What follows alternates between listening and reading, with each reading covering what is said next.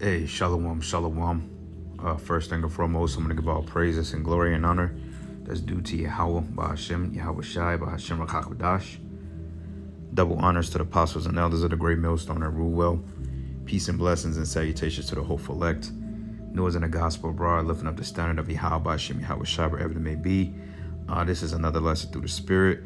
I was watching the elder brother Yashawamba last lesson about multiplying wives, and brothers are dealing with multiple women in Isaiah 4:1, and it was a pretty edifying lesson, and it gave me the inspiration to do this lesson, which is not the same. It's not going to be the same lesson per se, but I did want to focus in on some things that I have been noticing for my time being in this truth, and just kind of having some experience with the woman. I'm not an expert by all means. I'm not like the most best skillful man when it comes to teaching you how to deal with women, because essentially that's a lesson that each and every brother will come to learn himself.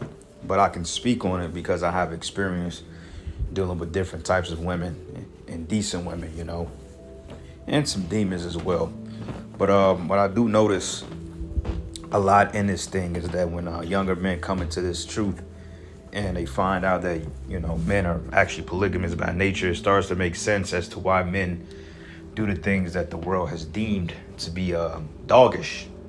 Okay, they teach you in this world that if a man wants to have another wife or another woman or whatever you want to call it, they say he's a dog, he's a bigot, he's chauvinistic, he's abusive, he's aggressive, he's toxic. When in fact the Bible gives us the write-off when having polygamous marriage, but you have to understand where you are and how to operate in these times, because this society does not forward the lifestyle of a patriarch, man. And the prime example of that is if you go to the court systems and you're in a custody battle or child support battle, oftentimes women, they will win those battles against men that's able to take care of their kids. Why? Because this system is geared towards the catering of women. So we haven't really been taught by our fathers on how to really deal with women, because, it wasn't pushed here. Okay, outside of the uncle talk at the barbecue and, your father pulling you aside and giving you pointers on women on what not to do and how to do. Overall, they still have a tainted perspective because, they teach you from a player standpoint where you got to be a player. Don't get tied down by one woman, which essentially, no man wants to be tied down by one woman. But reality of it is, it's a trial and error thing. And a lot of brothers, you're just not really on level to deal with women. Okay, when you deal with a woman or a wife, because that's the difference between a girlfriend and a wife. A wife comes with great responsibility. It's like having a child. All right, and a lot of you brothers, man, you say, oh, I got 4 wives, I got this wife. You don't. Okay, just be honest with you. You don't have wives. You have concubines. You have women that you're jumping around with. But are you really taking on the responsibility of marriage within that cohabitation with that woman? All right, because, and it's not throwing shade on brothers, but like we got to really bring things back down to earth, because there's a sense of entitlement and pride among men, even in the truth. They got different women and they can jump around here and there, but essentially you just playing house, man. Okay, some men don't even have their own place. Some men are living with 3, 4, 5 brothers, and whichever situation is conducive for your walk at the time, that's what the Most High has allowed. But overall, man, kings, leaders, men that had higher status, that was able to have more substance, oftentimes multiply wives to themselves because they had the necessary means to take care of them. Okay, so you in Babylon and you got 3 other men you're living with as a roommate, but yeah, you got a wife on 51st Street, you got a wife in Lee Summit, you got a wife downtown, you got a wife here and there, or a woman here and there, and you kind of just jumping around. I mean, yeah, you sticking at movement, but are you really plaguing the responsibility of what comes with those affairs? And a lot of times the answer is no. And we get it because we're in a society that, we don't have the benefactor of living out our true means. But wife, that word is used very loosely here. Okay. Now, matter of fact, let's do this. Let me look some up real quick. We'll go to Etamon online.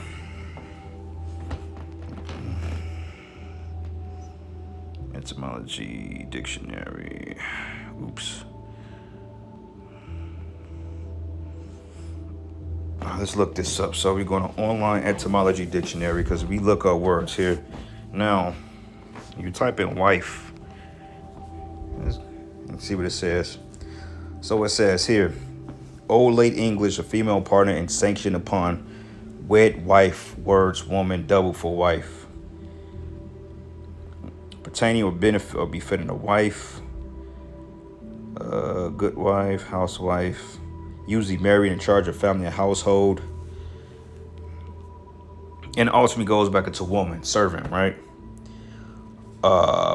Female partner sanctioned unit.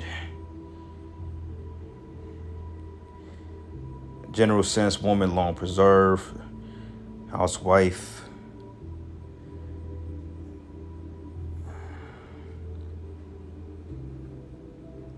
Yeah, so you get the point. It's woman, servant, female servant. So here in America, we really don't have wives, man. You have concubines, because for one thing, to truly have a wife, she has to be a virgin, especially if you're a priest. Okay, you can't take a woman that's been put away from her husband. You see, but we're dealing in situations that these women have been tainted and they've been passed to and fro. And a lot of the men, we're tainted as well because we've grown up in this wicked society. So when you say, well, I got three, I got this one, my other wife, my wife, you don't have wives, man, okay? Because if you had wives, things would be more in a probable order. You have concubines or women that you're sleeping with. And you may deal with them in a situation. You may provide and do things for them and stuff like that. But overall, it can never be a solidified marriage here in America because that's not how it's set up.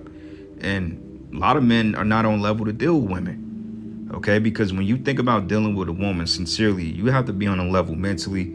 You got to be on a level spiritually. You have to be on a level. You got to have a certain amount of control. You got to have a certain temperament. Okay, you got to know when to let things go. You got to know when to put your foot down. Ultimately, you got to be in a position to be able to provide. You got to have the necessary space. There's a lot that comes along with it. But like I said, man, if you're doing, which I'm not knocking, the work that brothers do, because shit, hey, we all got to make a buck. But ask yourself, if you're doing Uber 80 hours a week, and I mean, it's honest money, shit, hey, by all means, there's nothing wrong with that. But think about it. You doing that 80, 90 hours a week, and you ain't even got your own place, and you jumping here to here, here to there. How can you truly say that you're on a level to even deal with a woman if your shit ain't together, man? So we got to put things into proper perspective, because Isaiah 4:1, there's going to come a time that when women are basically going to be out for survival and ain't going to be no more options in the bag. You're going to be the only option at that day if the Lord bestows that upon you. But that comes with a certain mindset and a certain mind shift on knowing how to operate and move around and being able to delegate authority in that time, man. All right, it's not going to be easy. As I come home, my women here, somebody going to have an attitude. Somebody's going to be that way. It's a lot that goes into it, So just to put it in perspective, we always teach about Isaiah 4:1, how, you're going to have multiple wives. But see, brothers be in the mindset, you just got multiple women to fuck. You just thinking about, I could stick my bride in a chick that look like she Latina, Native American, 2 Keishas. You're thinking about it from a fleshly standpoint, but think about it, man. Women come great responsibility. This is why, you gonna court these women. Just be ready to be able to deal with that and deal with whatever comes along with that. Her baggage, your baggage. She may come with something that may not be conducive to your situation because she looks that damn good. What you gonna say? But damn, I wanna. She look good. See, at that point, you're thinking with your ride. But are you able to actually take on an affair? Because she may come with a kid or two. She may come with some baby daddy drama, which ideally you women shouldn't be wanting to throw yourselves in brothers' lives that have those situations, because it's not a benefactor to the brother nor yourself. But you got to consider these things, man. Okay? So I looked up here on ChatGPT, and, we already knew this, but just wanted to put it out there for edification purposes. So it says in the Bible, several men are described as having multiple wives. Okay, it says a practice known as polygamy or polygyny. It says one man having multiple wives. It says this was relatively common in the ancient times, especially among prominent leaders and patriarchs, okay? Prominent leader and patriarchs, because these were oftentimes men that had status, men that dictated the authority of kingdoms and had men under him, okay, that had the necessary means to say, you know what, I can afford to take another wife, because usually if a man multiplied wives based on his ability to provide for them, then that's usually who had the wives, versus a man, he may work a regular job and he may only be able to afford 2-3 wives, maybe. You see what I'm saying? So it goes based on the situation and your status. Same thing when you go into Jacob, and I believe it was Laban? I think it was Laban, where you had Leah and Rachel, okay, and you had Bilhah and Zilhah, which were basically their handmaids, or like their midwife or servants, so to speak. And he was able to go into those two women to raise up seed. You see, so you have situations like that as well. But really, Jacob, he wanted Rachel, but then he ended up getting Leah. And, I think he had to work for Laban, 21 years, if I'm not mistaken, to get the one he really wanted.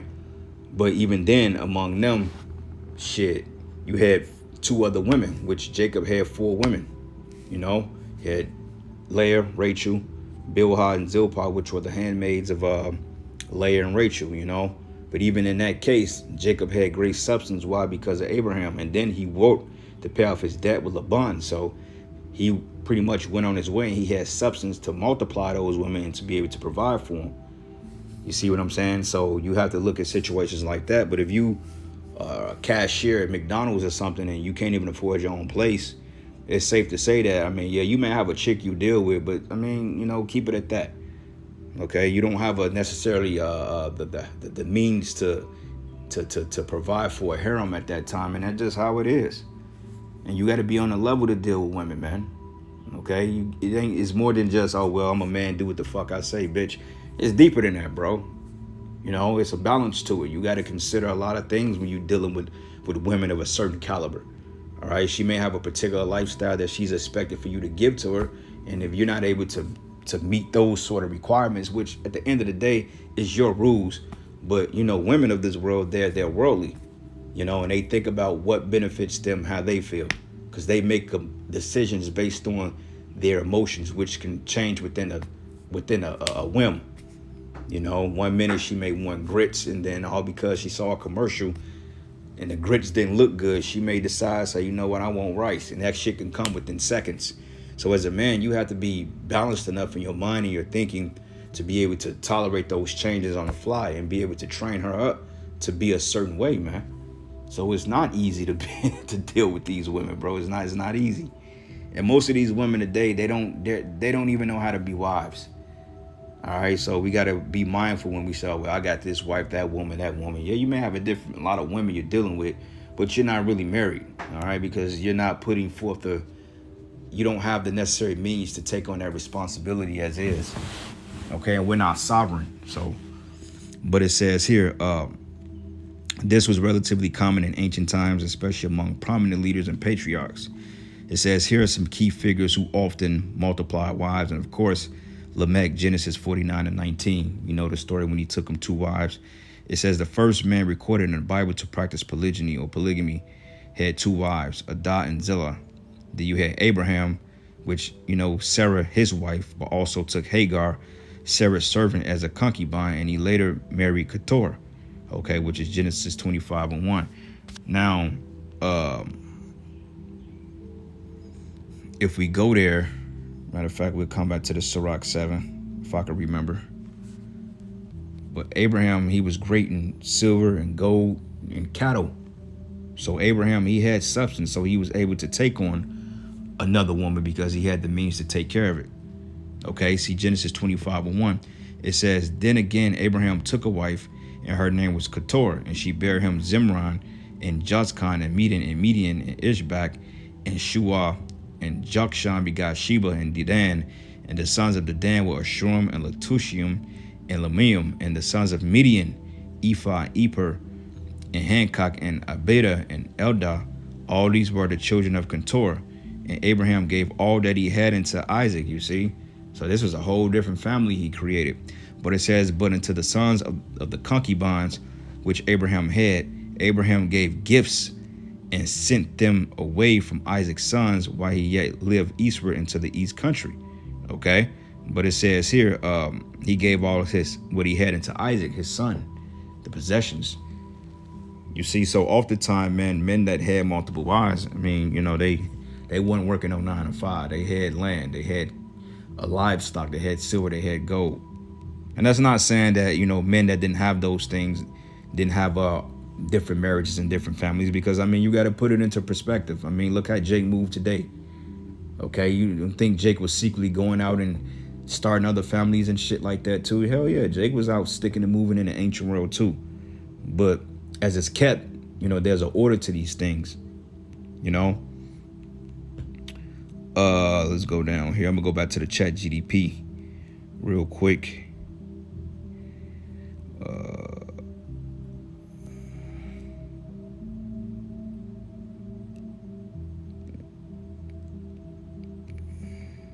Hold on, give me 1 second. Bingo, there we are. All right, so let me go back to the chat GDP. So it says Jacob had 2 wives, Leah and Rachel, and also had children with their maidservants, Bilhah and Zilpah. It's 4 women, but Jacob had substance, right? Esau married multiple Canaanite women, which he was instructed not to. It says including Judith, Bashemath, and Mahalath. You read about that in Genesis, the 26 chapters. Gideon had 70 wives. He had wives and 70 sons and concubines. Gideon was a man of the Lord. It says Elkanah had 2 wives, Hannah and Peninnah, and David had multiple wives, including Michal, Abigail, Bathsheba, Ahinoam, and he had other women. He also had concubines as well. It says Solomon, known for multiplying wives successfully, had 700 wives, 300 concubines. It says this ultimately led him into idolatry, as his foreign wives turned his heart from the Most High. And the sin wasn't him having all the women, but following their philosophies, man. Okay, so you see, example-wise, all these men that you're reading about, they had some type of substance. Okay, this wasn't a typical Jake that lived in a mud hut somewhere and decided to multiply women. No. Okay, so our situations in Babylon, you have to be mindful about your finances. You got to be mindful about the type of company you keep, how you're operating in the mindset, and ultimately your mature levels, because it takes a certain level of maturity to deal with women, because women are not mature by far. You have different women on different levels, but overall, you have to understand that their minds are at a certain level outside of yours. So you have to take that into consideration. Like Yahshua was saying, he was like, a lot of dudes, you just want some box. And that's really what it's about. You just got a bunch of women that you're jumping around to. You got your Monday woman, your Wednesday woman, you got your main woman, and then every other Saturday you may go and get with your side piece, at her crib or something like that, and you call her your wife because she's making you breakfast and rubbing your back, which is a little bit more deeper than that. Okay, so ultimately you just have women you're dealing with. And like I mentioned, a lot of men are just not on the level to adequately deal with a lot of women. And that's okay. That just because we wasn't brought up on that. Knowing how to move, knowing how to operate. You got to know the emotions. You have to know these women, man. So it ain't oftentimes wise to be multiplying these women to yourselves, bro. Because like I said, how can you deal with somebody that's less mature than you when you're not even mature? So yeah, Jake just had to chill. But it says here, while polygamy was practiced, it often led to strife, jealousy, and family conflict. Sarah, Hagar, Rachel, and Leah. That is true. Rachel and Leah had a thing going on because Rachel was the better looking one, but Leah bare more children than Rachel. You see? So that's how the Lord operate. I think Rachel had Joseph and Benjamin, which Benjamin was the youngest son of Jacob, man. You see? But it says the law of Moses tolerated polygamy, but set regulations to protect the rights of wives, because women did have a certain right.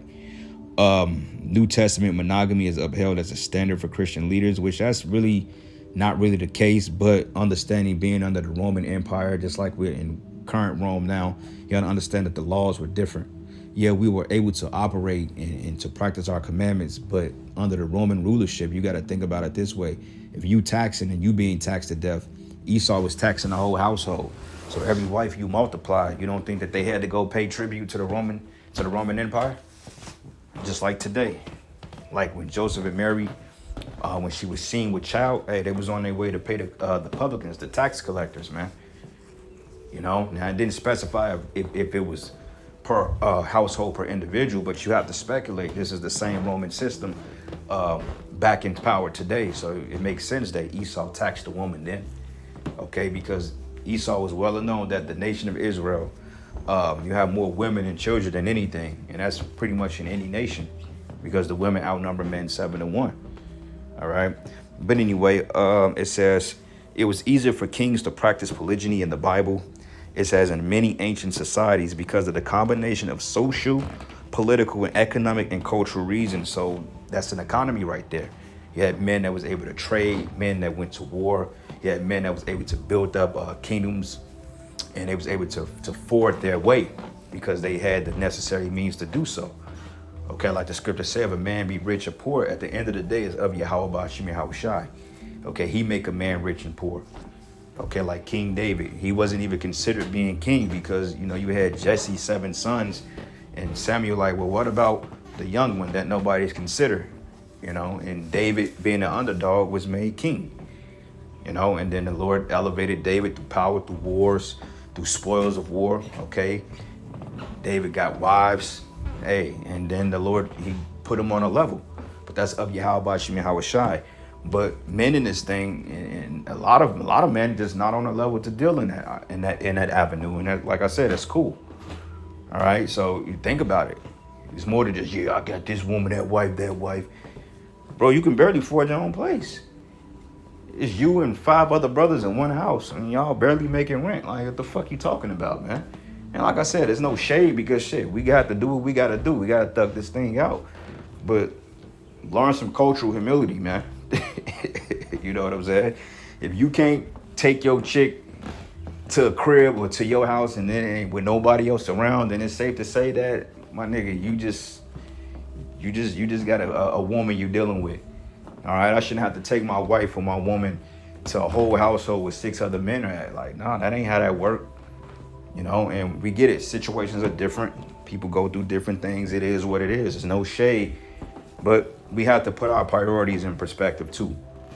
So, hey, you brothers out there that's trying to court all these wives, be mindful of doing that. You know, if you ain't got your own space or your own privacy, it's probably not wise to do that. Unless y'all get a place or she has a place and you go there, however. Which me, I don't recommend living with no woman. All right, that's the last thing I would recommend. But, hey, you got to put yourselves in better situations, man. You know, you can't run your life into ruin and oblivion and expect everything to just come out conquered. No, man, you have to put yourselves up in the right predicament, meaning you have to adopt a particular mindset to have some type of success in how you moving. All right, so it says here, economic and cultural reasons. It says political alliances, marrying multiple women, especially foreign princesses, was a diplomatic strategy to form alliances with other nations or tribes. And oftentimes that was done because they may have had something or a particular element or a substance that this king may have wanted for his empire. And then they'll marry. It's all business, man. You know, he may say, well, look, man, your nation is good at a particular herb, and you may have like incense and frankincense, and you may be big in the frankincense and the myrrh industry, and I may have like cattle or something like that. And somehow, some way, I have an abundance of cattle that I want to merge into your frankincense business. And sometimes the only means of doing that is through acts of marriage, man.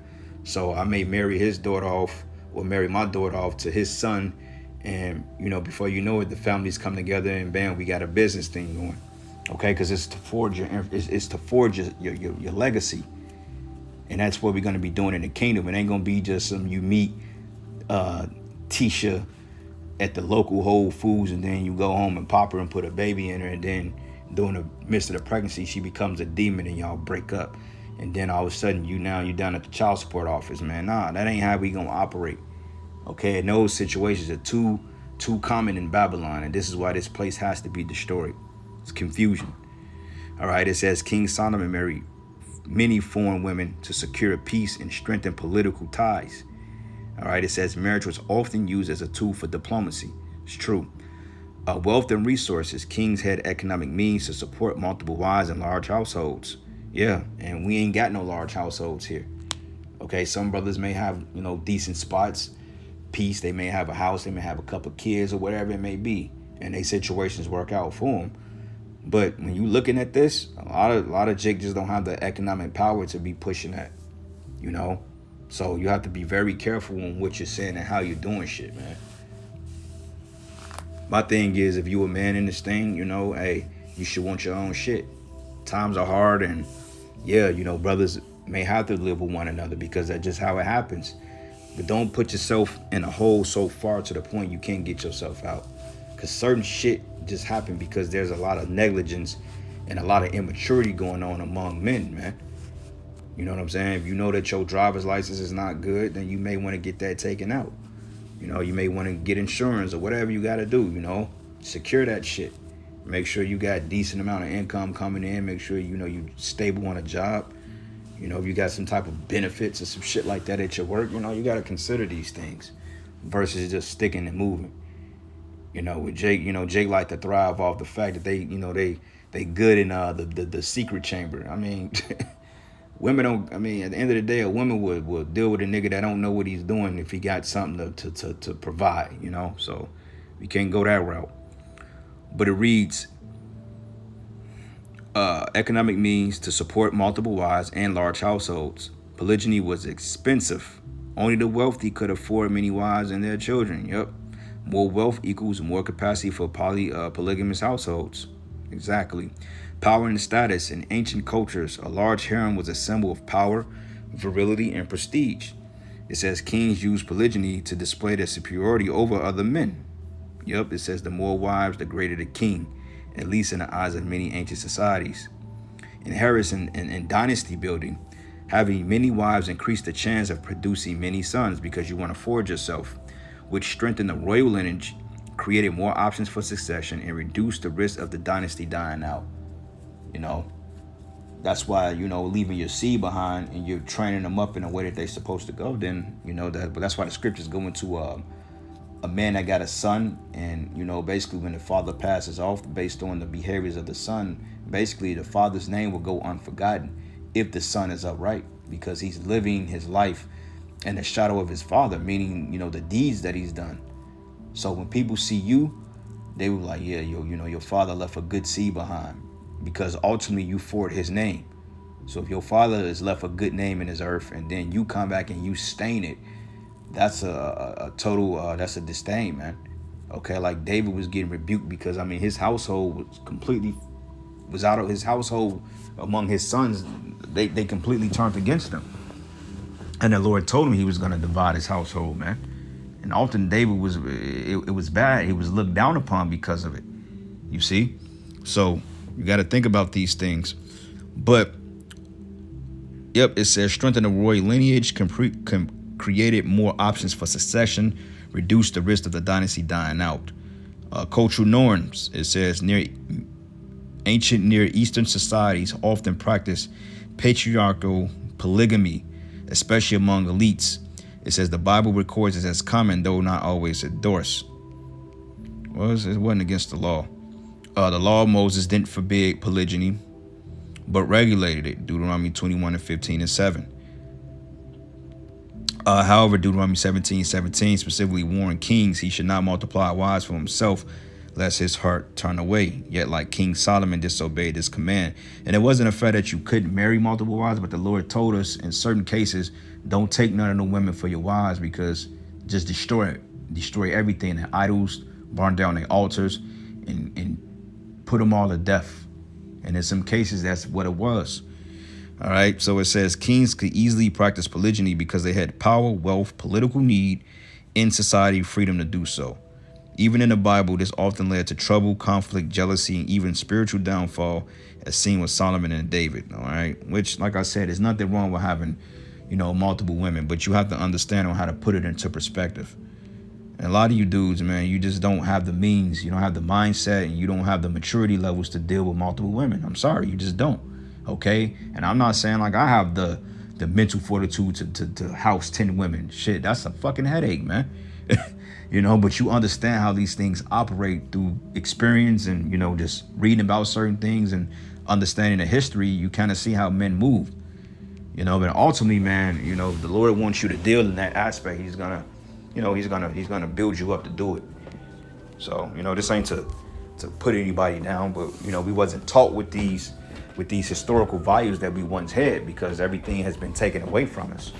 So, our brothers, you don't want to have your tongue panning out for Isaiah 4:1 when you're not even stable in your mind or, stable in your life to push certain things, man.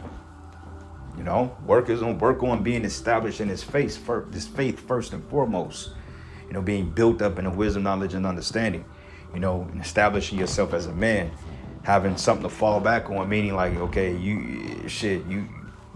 a place, have your own vehicle. You know what I'm saying? Brothers shouldn't have to be driving you around town 7 days a week because you're not mature enough to stop fucking up your finances to go get you a vehicle, man. You see what I'm saying? So you have to prioritize in this thing. Yeah, any man can fuck a bunch of women at the end of the day. I mean, shit, that's easy. But overall, priorities, man. All right, so I just got a couple more precepts. That was really what I wanted to read. But let's go to the book of Proverbs 18. And let's start at...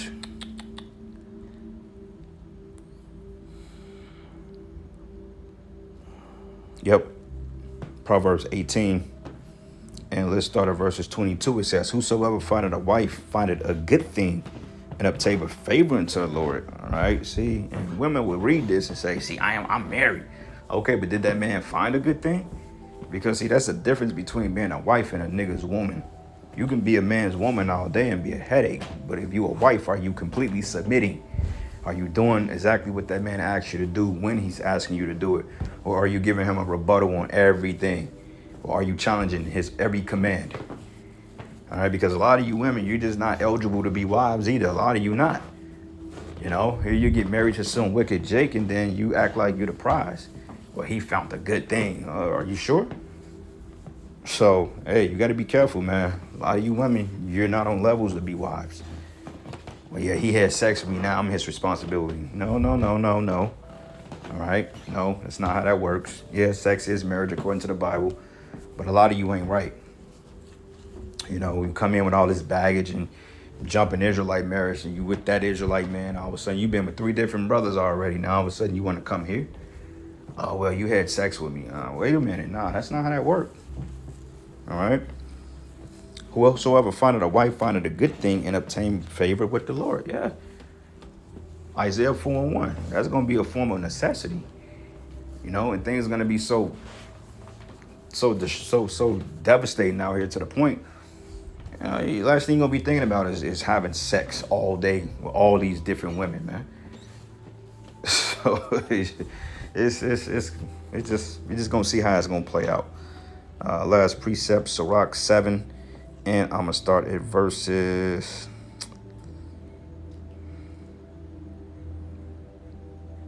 Matter of fact, let's start at verses... this whole chapter is really good.